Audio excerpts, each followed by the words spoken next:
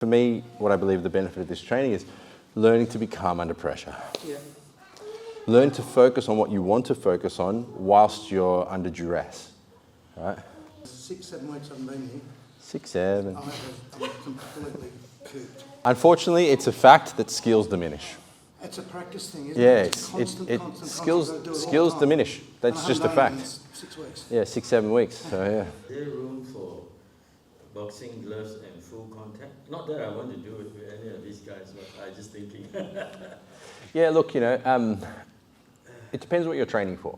Yeah. Like, it's context. Like, if you want to use boxing gloves and do full contact, then you're leaning towards doing combat sports where there is full contact. Yeah. But to be honest with you, a lot of the best full contact combat sports athletes don't actually do full contact in training. Yeah. They save that for the ring. Like a lot of people say, you know, they left their chance in the gym, you know, because they sparred too hard in the gym. So for example, the Thais are very excellent strikers. They use Muay Thai. So they have Muay Thai, it's a combat sport and a martial art. And their kind of rule of thumb is that they only do touch sparring. So they don't actually slam each other. Right. Because, you know, they're kneeing, they're elbowing, they're punching, they're kicking, they're using more weapons than a boxer would, for example. So they're not breaking each other, they're not giving each other brain damage, but they learn precision.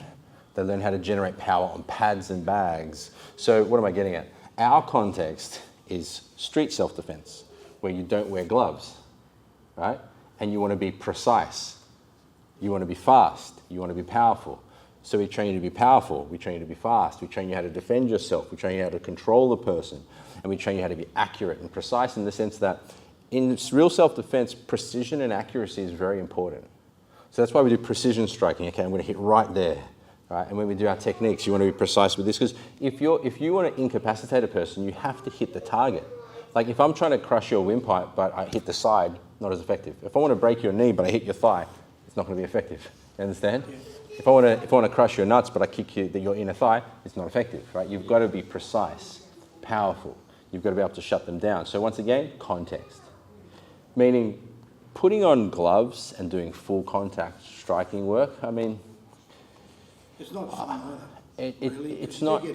It's not worth the risk. Like brain damage, broken nose, broken teeth, you know, like what's the point? Like, I mean, old school, like when I first started, even, you know, when I was boxing when I was a teen up until early 20s, even then everyone would hard spar.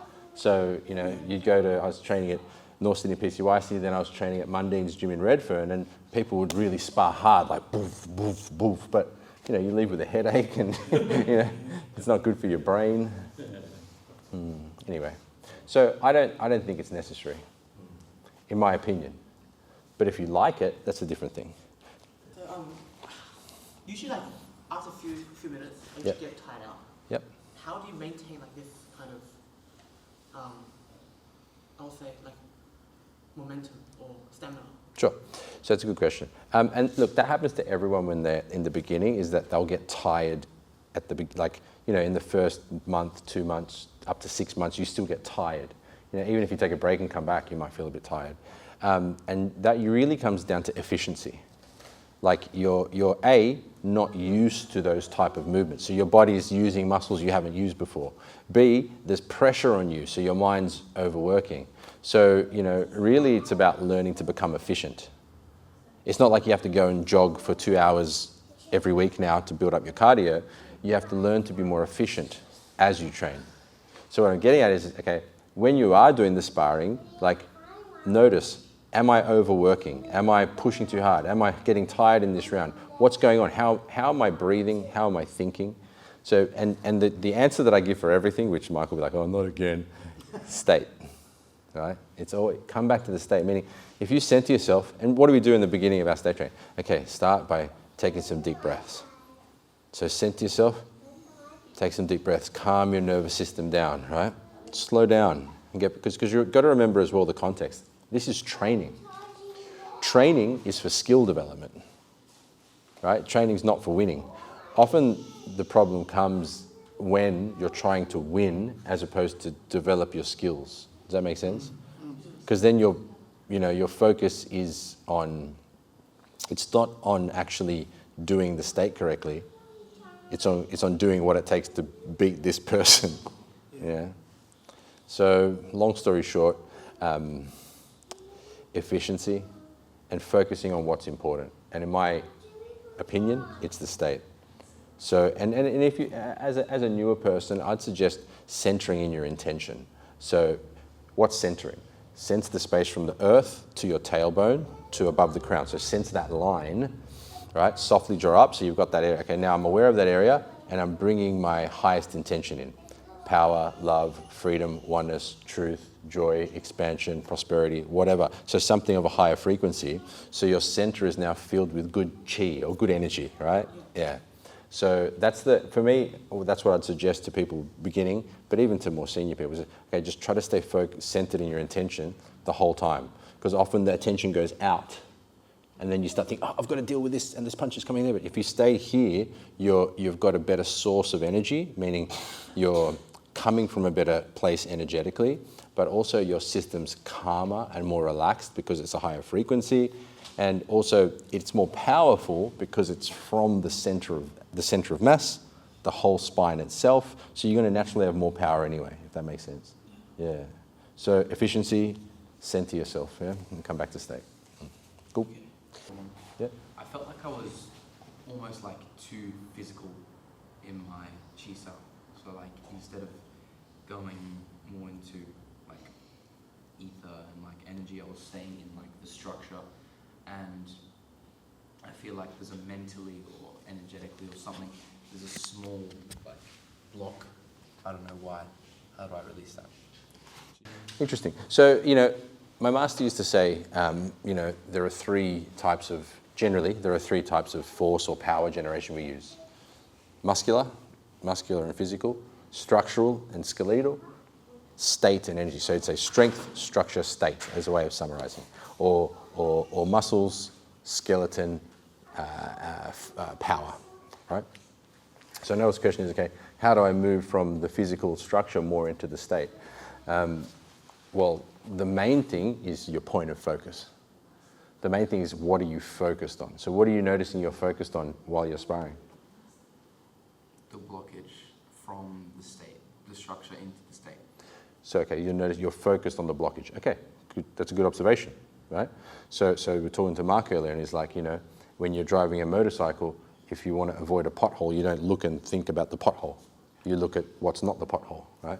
So in a similar context, that's kind of you're looking at and pondering what is this blockage, as opposed to looking at the state itself. So I think you've already figured it out. Yeah. Yeah. So I think you figured it out. Can you explain what you figured out now? Just don't focus on the blockage, focus on the state. Good. And you've got, the thing is, the state it's multifaceted. It's spirit, so your level of consciousness. We are conscious beings. There is an infinite field that we live in, which is consciousness itself. We are expressing that consciousness. So when you say spiritual intention is the mind.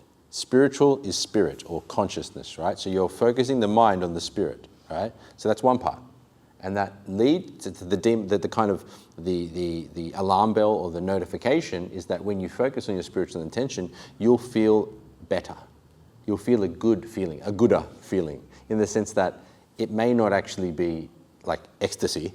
Like if your spiritual intention was ecstasy, you might not be like, oh, I'm feeling ecstasy, but you might move in that direction. Does that make sense? It's a directionality, so to speak. So there's that. And then there's centering. Okay, there's earth, tail, crown. Okay, I can sense the center. Then there's sensing, conscious of the non-physical body, the space, the energy, the frequency. Then there's syncing.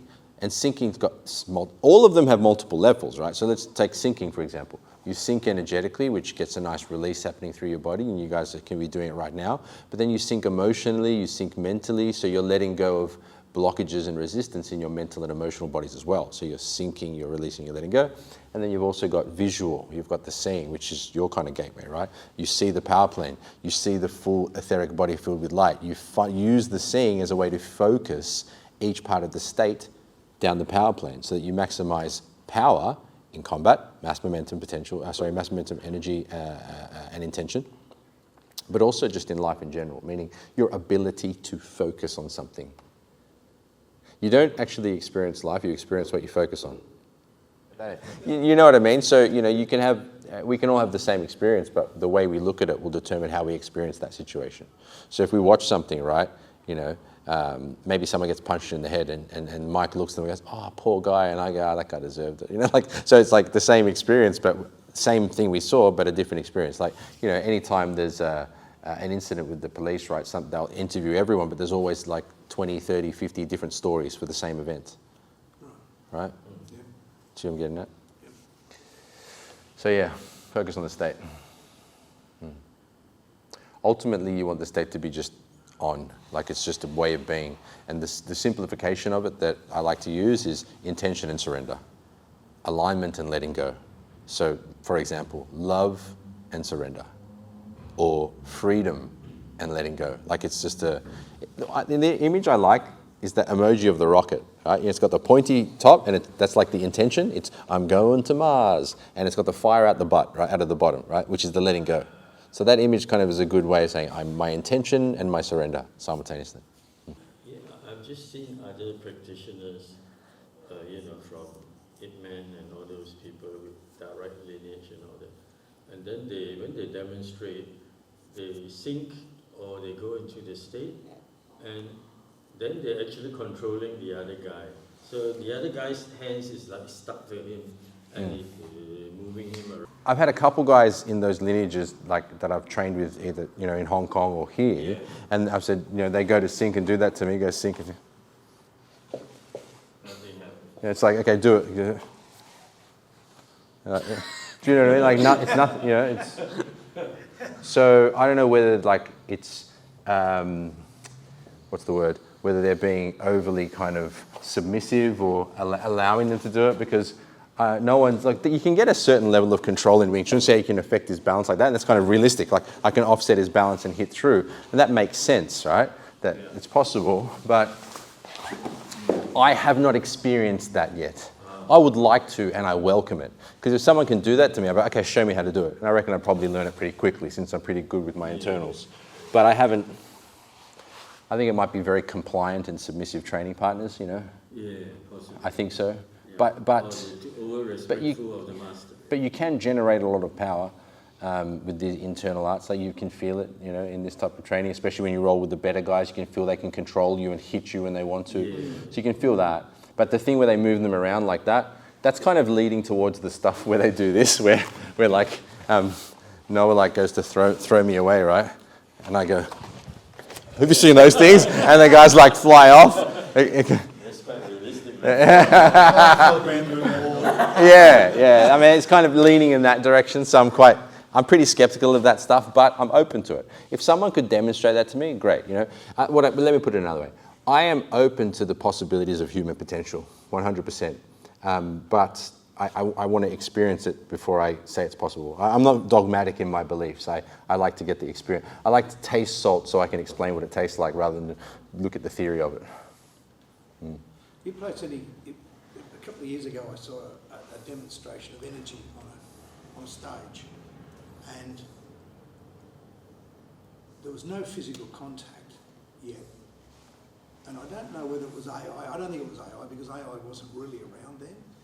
But the chap that was demonstrating it moved somebody without actually making physical contact with them by using energy. Yeah. Is that something you've experienced? Have you felt No, I've never felt that. I do believe I believe it's possible, but I haven't seen it. Okay. I haven't seen it in a believable way, or I haven't experienced it. Yeah, 'cause But what I'm saying is I believe it's that was possible. animation or something, but I've seen other stuff that's, like I've seen someone who had like a skin ailment and they had like a healing session and the skin was better. I've seen that. wow. Yeah, I've seen someone, like a kid who couldn't walk properly, they had a healing session and then the next day they were walking better, not fully better, but much better. So I've seen things like that. Do I believe it's possible? I believe it's possible. Have I experienced it? No. Do I believe a lot of the guys that showed on the internet? No. I did feel your internal power. You know, the other day when you were here and you demonstrated, I felt it radiate out and I couldn't stop it. Yeah. It's not very strong, but I could feel it. You know, it's like not a one-line force. It's like many lines. Yeah, that's what I mean. You can feel, you did can, that. You did yeah, something. yeah. We all, I mean, our system is Yeah. internal power, yes, but we don't do any no-touch knockouts. Didn't work. Wait, let me try again. Hey! There's like a variation. They say Do you feel that?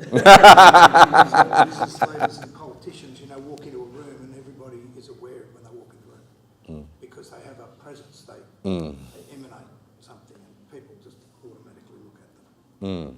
So prime ministers would have had that Yeah. power. Yes, for sure, definitely. And you can literally relate that to the book Power versus Force and the levels of consciousness. When someone walks in with a sense of authority, you feel it because they have an energy about them, right? Yeah. And the thing is that you can cultivate that. You can rise your own level of consciousness via intention and surrender, right? So you let go of all the blockages, hatred, fear, doubt, worry, blame, complaint, all that stuff. You let go of that stuff and you align with higher principles, truth, love, freedom, oneness, so on and so forth. And you start to expand your consciousness. That's literally the game.